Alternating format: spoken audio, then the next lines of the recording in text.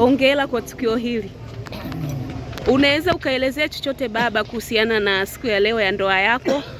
Una cha kusema, labda una cha kuzungumza kwa ajili ya kanisa ama kwa ajili ya Mungu mwenyewe? Karibu baba. Unazungumza huyu, mimi ndio lazizi wangu. Wacha we. Kabisa. Ndio. Huyu ndio chaguo langu. Amen. Tukichukua kwenye neno, anasema niliwajua toka mkiwa tumboni.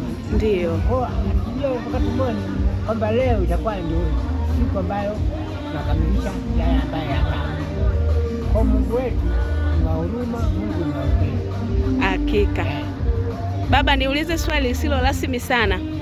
Mfindi na Mbeya kuna kilomita nyingi sana, pana umbali. Ulimpatapataje huyu mama? Mbeya na Mfindi pana umbali baba, tuambie. Moja, nataka kupiga magoti kwamba Mungu nitafutie mtu. Yeah. Kama nakumbuka siku moja mchungaji Mwarwiga alisema hivi. Kuna mtu alisema, Mungu naomba nipate mke. Ndio.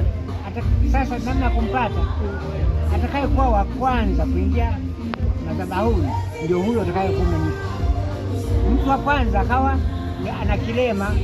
Sasa Mungu, mbona unanipa mtu mwenye kilema? Sio yeye akarudia tena siku nyingine haya tena yule mwenye kilema akajua kwamba Mungu aliyenichagulia ni huyu.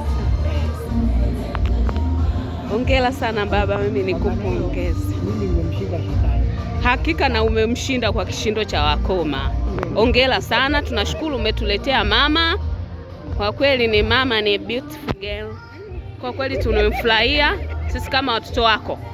Umetupa kuongeza siku. Asante sana baba, lakini moja kwa moja niende kwa mama. Mama, Bwana Yesu asifiwe. Amina. Amina. Asante mama kwa kuja Mbeya na kwa kukubali wito wa kuja kutumika ama kutumikia shauri la Bwana kwa baba yetu Luvanda. Una lipi la kusema juu ya hili mama yetu? Ninamshukuru sana Mungu kwa kunipa kazi ya kukaa na mzee Luvanda kuwa ni mume wangu. Ninaomba tu maombi juu ya kanisa na hata jamii pia. Hili jambo linawezekana. Mtu asiseme haliwezekani, linawezekana. Namshukuru Mungu amenipa kipenzi katika ishi nacho duniani. Ninaomba Mungu anipe roho ya upendo, nimpende sana ili Amina mama, ubarikiwe sana, tunakupenda. Tunaamini baba yetu sio muda mrefu shavu litaanza kujengeka.